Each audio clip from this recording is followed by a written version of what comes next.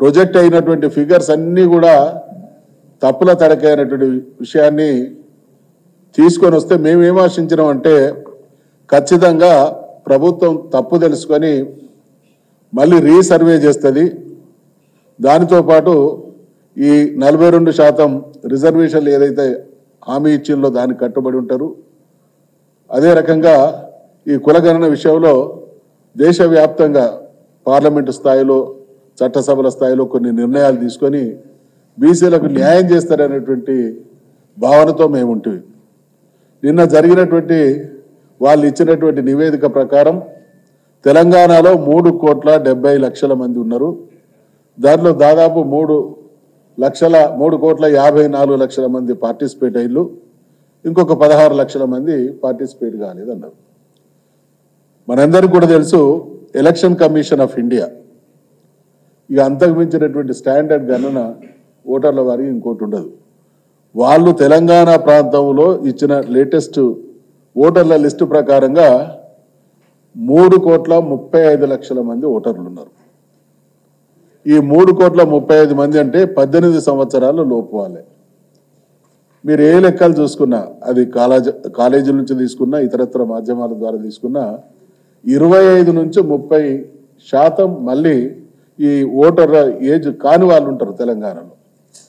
అంటే రమారమి 25 అనుకున్న ఈ 3,35,00,000 ప్లస్ 25% అంటే ఇంకొక 80-85 అంటే 4,15,20,00,000 వరకు జనాభా ఉంటే అంటే ఎంత దుర్మార్గం అని అంటే ఎస్సీలది బీసీల జనాభా తగ్గింది, ఒక సామాజిక వర్గం యొక్క జనాభా మాత్రం పెరిగింది. ఒకే రాష్ట్రంలో ఏకకాలంలో 1-2 సామాజిక వర్గాల జనాభా పెరుగుడైంది, బీసీల జనాభా తగ్గడమైంది. ఇదంతా కూడా అంటే బీసీలారా మీరు కులగణనకు డిమాండ్ చేస్తారా అంటే మేము తల వంచి మీ మాట వినేటువంటి పరిస్థితి తీసుకొస్తారా, కాబట్టి ద్రోహం చేసి చూపిస్తామనేటువంటి దుర్మార్గపు వైఖరి నిన్న వాళ్ళ వ్యవహార శైలి ద్వారా అర్థమవుతా ఉన్నది. మేము ఆశించినాం ఒక తీర్మానం చేయాలి, చర్చకు పట్టుబట్టినాం. స్టేట్మెంట్ అంటే స్టేట్మెంట్ మీద చర్చ ఉండదు, స్టేట్మెంట్ మీద 1-2 క్లారిఫికేషన్ ఇస్తారు. మేమేమన్నామంటే ఇది చాలా అత్యంత ప్రాధాన్యత కలిగినటువంటి అంశం, రాష్ట్రం యావత్తు ఉత్కంఠతో చూస్తూ ఉన్నది.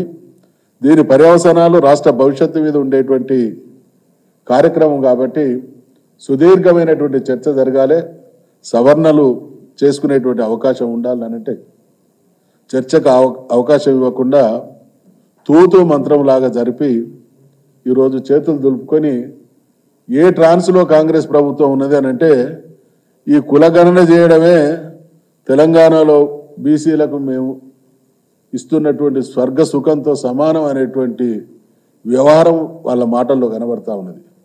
ముఖ్యమంత్రి గారు ఖచ్చితంగా నేను ఇందాక మనవి చేసినట్టు ఇది బీసీల పాలిట నిన్నటి దినం, కీడు దినం, తెలంగాణ బీసీల హక్కుల హనన దినం. ఇక గతంలో ఒక్కసారి తొంగి చూస్తే భారతదేశం ప్రజాస్వామ్య దేశం, కుల వ్యవస్థ బలంగా ఉన్న దేశం.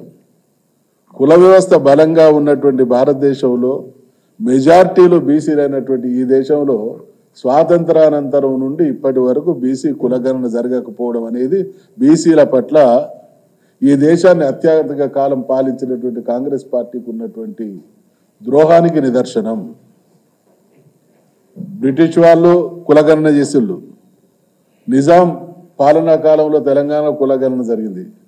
కానీ ప్రజాస్వామ్య దేశంలో ఏ ప్రజలైతే స్వాతంత్రం కోసం పోరాటం చేసి ఈ దేశానికి స్వాతంత్రం సముపార్జించబడితే అన్ని రంగాల్లో అద్భుతమైనటువంటి జీవితాన్ని గడుపుతామని ఆశించిల్లో ఆ ప్రజల ఆశల మీద కాంగ్రెస్ పార్టీ అడుగడుగున నీళ్లు జల్లి ద్రోహం చేసింది. ఒకానొక సమయంలో బీసీలకు న్యాయం చేయడం కోసం కాకా కాలేకర్ కమిషన్ ఒక అద్భుతమైనటువంటి నివేదికను సమర్పించింది. దాన్ని తుంగలో దొక్కింది.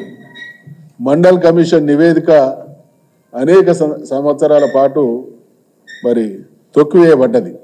అంటే కాంగ్రెస్ పార్టీ చరిత్ర ఆద్యంతం తెలంగాణకు ద్రోహం చేయడమే కాబట్టి ఈరోజు కూడా అదే జరుగుతూ ఉన్నది కాబట్టి ఖచ్చితంగా బీసీలకు న్యాయం జరిగేంత వరకు బీఆర్ఎస్ పార్టీగా మా నాయకత్వం మేము, అదేవిధంగా బీసీ నాయకులుగా మేము రాజీ లేని పోరాటం చేస్తాం.